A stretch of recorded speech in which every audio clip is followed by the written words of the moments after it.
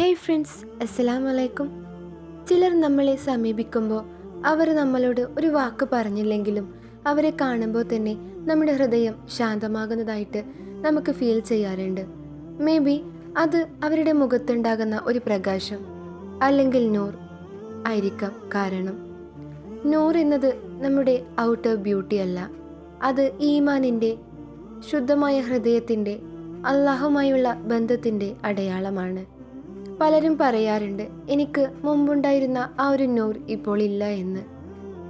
ഇന്ന് നമ്മൾ സംസാരിക്കാൻ പോകുന്നത് നമ്മുടെ ഫേസിലുണ്ടാകുന്ന നൂർ മങ്ങാൻ അല്ലെങ്കിൽ പ്രകാശം മങ്ങാൻ കാരണമാകുന്ന 7 കാര്യങ്ങളെക്കുറിച്ചാണ്. അതോടൊപ്പം ഖുർആനിലൂടെയും സുന്നത്തിലൂടെയും എങ്ങനെ അത് തിരിച്ചു നേടാമെന്നും നമുക്ക് നോക്കാം. 1. പാപങ്ങളിൽ കുടുങ്ങിപ്പോയ ലൈഫ്. ഖുർആൻ പറയുന്നു, അവർ സമ്പാദിച്ച പാപങ്ങൾ അവരുടെ ഹൃദയങ്ങളെ മൂടിക്കെട്ടിയിരിക്കുന്നു എന്ന്. പാപങ്ങൾ ഹൃദയത്തിൽ ഇരുട്ടുണ്ടാക്കും. ആ ഒരു ഇരുട്ട് മുഖത്തിലേക്കും പ്രതിഫലിക്കും. ചെറിയ പാപങ്ങളായാൽ പോലും അത് ആവർത്തിക്കുമ്പോൾ നമ്മുടെ നൂറ് മങ്ങും. ഈ ഒരു പ്രകാശം നൂർ അത് നിങ്ങൾക്ക് തിരിച്ചു നേടാൻ നിങ്ങൾ സത്യസന്ധമായി തൗബ ചെയ്യുക. ഒറ്റയ്ക്കിരുന്ന് കണ്ണീരോടെ അള്ളാഹുവോട് ദുആ ചെയ്യുക. യാ റബ്ബേ, ഞാൻ തളർന്നിരിക്കുന്നു, എന്നെ നീ ശുദ്ധീകരിക്കണമേ എന്ന്. 2. നമസ്കാരം വൈകിപ്പിക്കുന്നത് അല്ലെങ്കിൽ ഒഴിവാക്കുന്നത്. നമസ്കാരം എന്നത് നൂറിൻ്റെ ഉറവിടമാണ്. നമസ്കാരം അശ്ലീലതയും തിന്മയും വിലക്കുമെന്ന് ഖുർആനിലൂടെ അള്ളാഹു പറയുന്നു.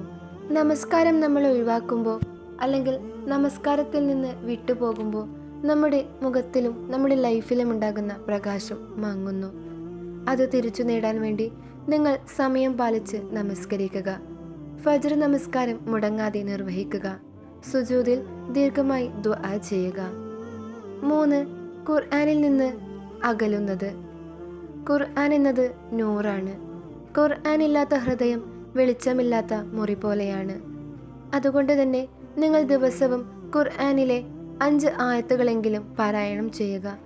അത് അർത്ഥം മനസ്സിലാക്കി ഓതുക.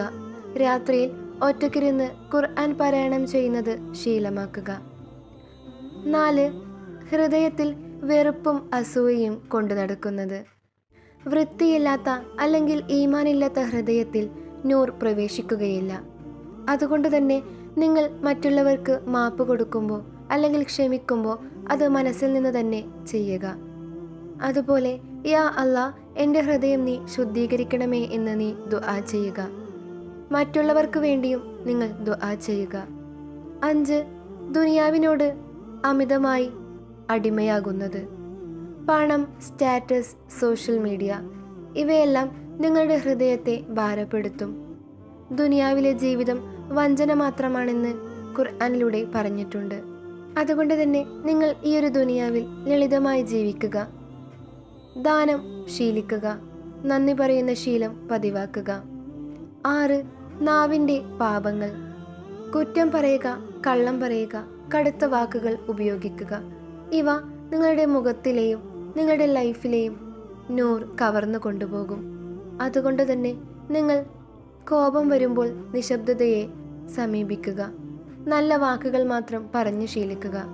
സ്വലാത്ത് പതിവാക്കുക. ദിക്ർ ശീലിക്കുക. 7. രാത്രി ആരാധന നഷ്ടപ്പെടുത്തുന്നത്. രാത്രിയാണ് നൂറിൻ്റെ ഉറവിടം.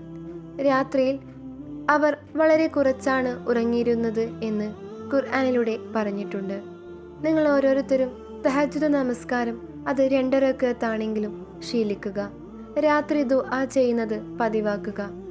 കണ്ണീരോടെ ഇസ്തിഗ്ഫാർ ചെയ്യുക. ഫ്രണ്ട്സ്, നൂർ അല്ലെങ്കിൽ പ്രകാശം അതൊരിക്കലും നമുക്കൊരു മേക്കപ്പ് കൊണ്ടോ അല്ലെങ്കിൽ ഫിൽറ്റർ കൊണ്ടോ നേടാവുന്ന ഒന്നല്ല.